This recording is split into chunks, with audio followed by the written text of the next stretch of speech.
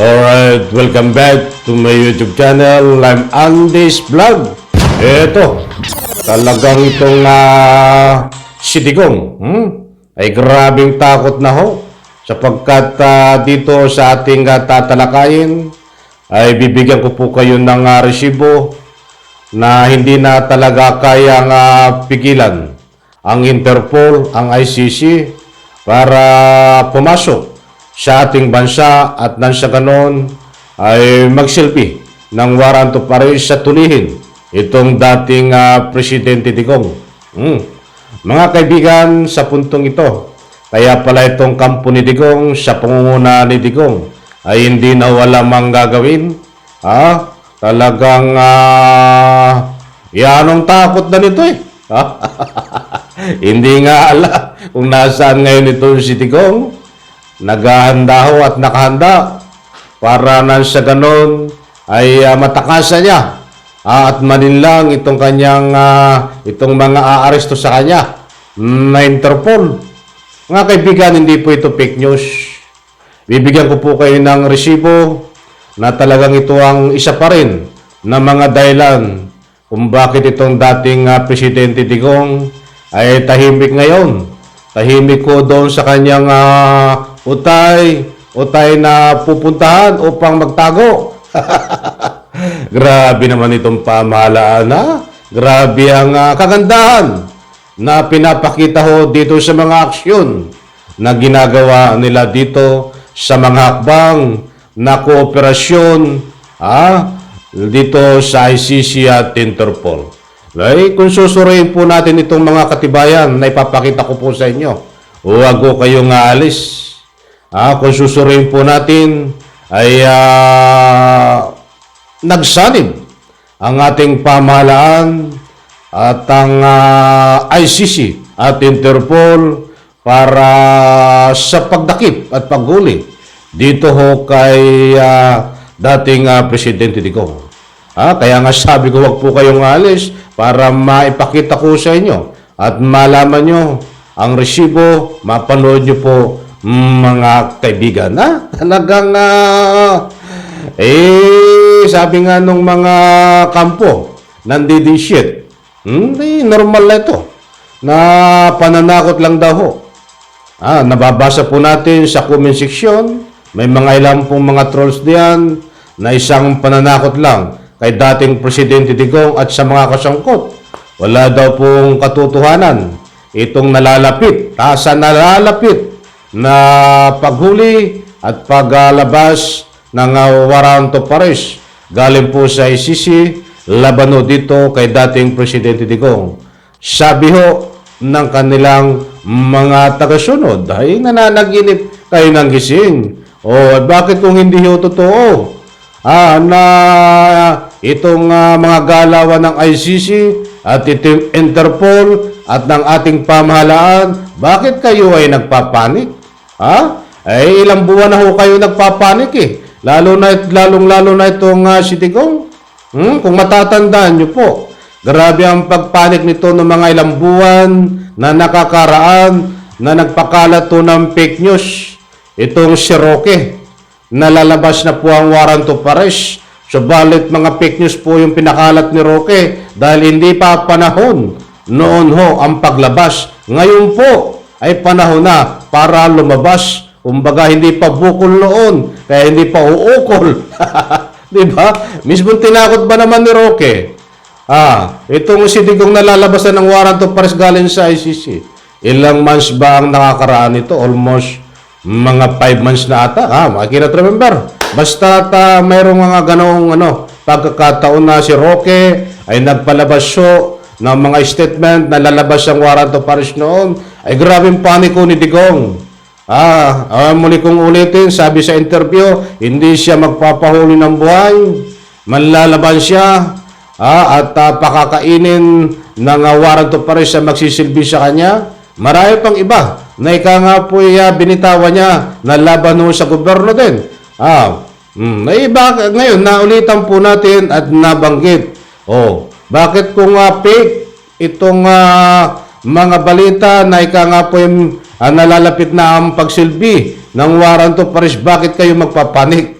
Kita mo ngayon, tahimik ko si Digong. Nagkukonsentrate ho doon sa kanyang taguan. Ay kasi pag nag-ingay ho siya, naunawa naman natin eh. Dapat pag nagtatago ka ho, tahimik. Kaya para hindi ka marinig ng anumang kung may kapitbahay ka, para hindi ka malaman kung diyan ka nagtatago. O di po ba mga kaibigan?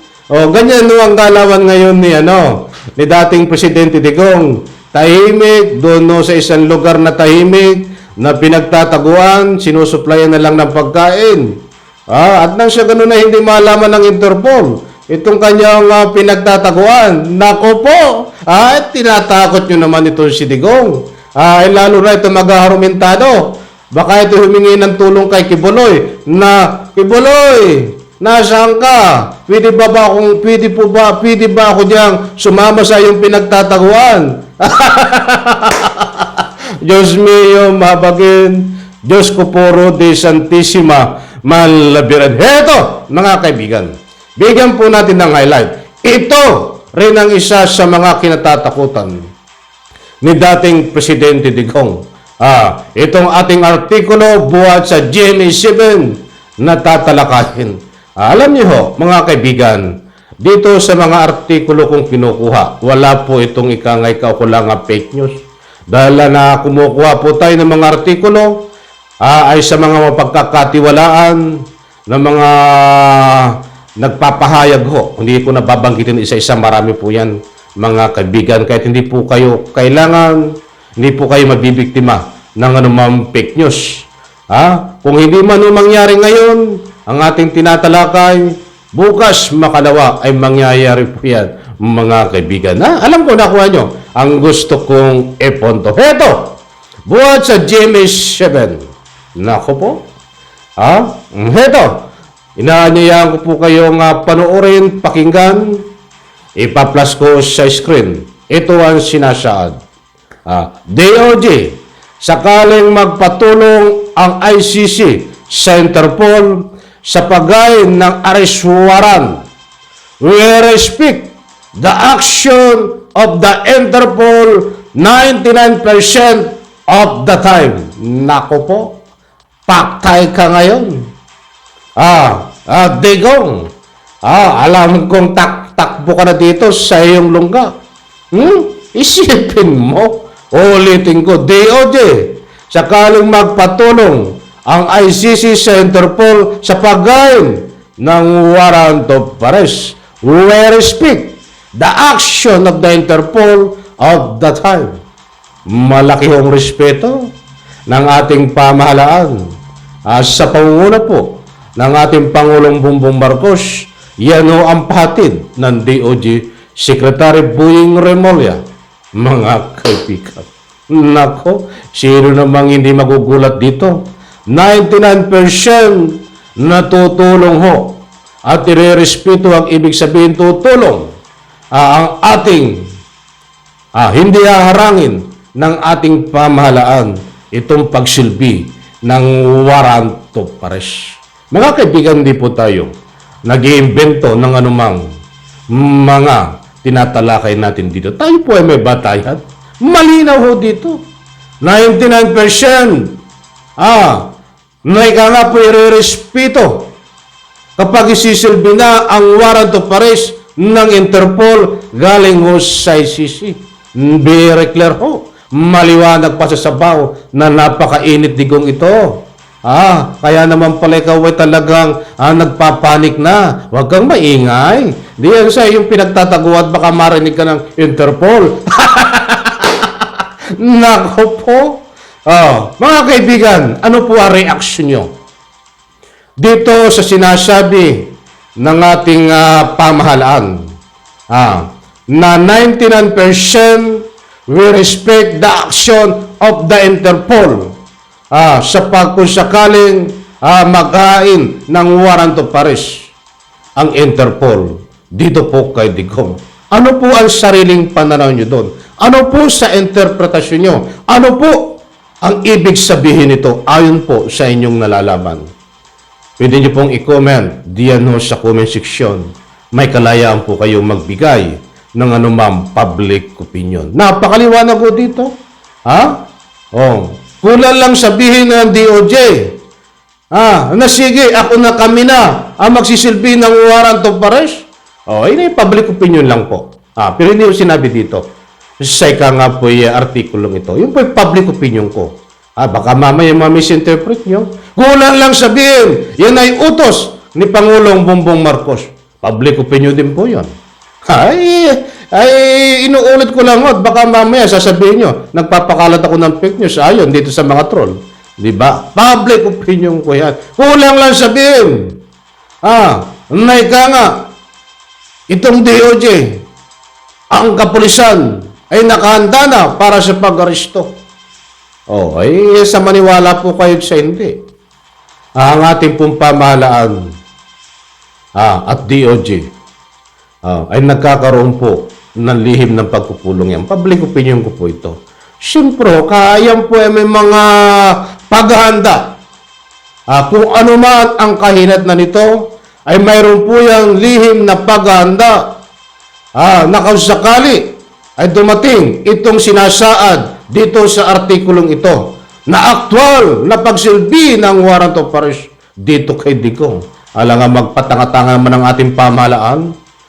Mayroon po yung kaukulan na confidential na paghahanda. Sa maniwala po kayo sa hindi, mga mahal, kung taga-subaybay, para na sa ganun, ipatupad, hindi harangin ang warrant of arrest na isisilbi ho, laban ho, dito kay Digong. Mga kaibigan, alam ko ho, nakuha nyo ang gusto kong ipunto dito.